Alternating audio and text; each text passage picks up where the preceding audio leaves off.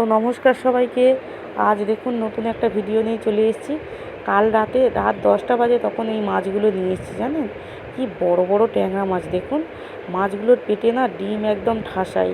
এখানে খাল বিলে এই মাছগুলো এর সময় বর্ষাকালেতে খাল বিলেতে এই মাছগুলো ওঠে।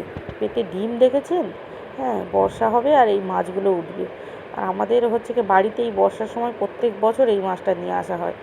আর এমনি সময়েও আনা হয়, কিন্তু পেটে ডিমটা তখন থাকে না। আমি মাছগুলোকে ফ্রিজে রেখেছিলাম, বের করে ভালো করে ধুয়ে পরিষ্কার করে নুন হলুদ মাখিয়ে কড়াইতে তেল গরম করে এবারে একে একে মাছগুলোকে এপিট ওপিট করে ভেজে নেবো। তারপরে আদা রসুন পেঁয়াজ আর একটু টমেটো হলে ভালো হতো, টমেটোটা আমার নেই বাড়িতে, তাই আলু দিয়ে একটু কষা কষা ঝাল করে নেবো। হ্যাঁ, একটু সামান্য জল দিয়ে নেড়ে চেড়ে মাছগুলোকে দিয়ে এবারে একটু ফুটিয়ে নামানোর সময় একটু সর্ষে আর জিরে পেস্ট করে রেখেছি, নামিয়ে খানিক 2 মিনিট ফুটিয়ে নামিয়ে নেবো। তারপরে নিলেই রেডি হয়ে যাবে আমার মাছের ঝাল। দেখুন কেমন লাগলো আমার ভিডিও আমাকে জানাবেন কমেন্টে। বাই।